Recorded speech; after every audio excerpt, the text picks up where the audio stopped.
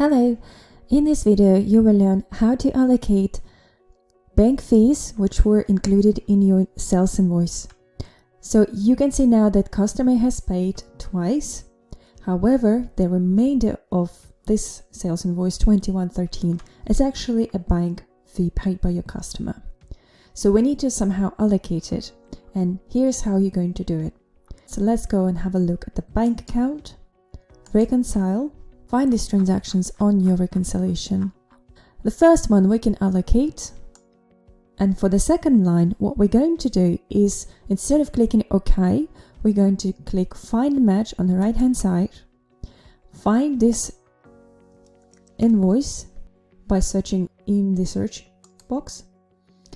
Now you can see automatically system picked up this amount, however we have the difference, so we select a difference above for that 2113. We know it's a bank fee, and what we're going to do now is scroll all the way down, find the adjustment section, click on adjustment and select bank fees.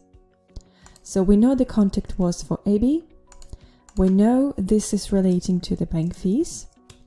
We're going to use now bank fees nominal account and enter the amount. So this is how you allocate the bank fees paid within your sales invoice by a customer. Reconcile.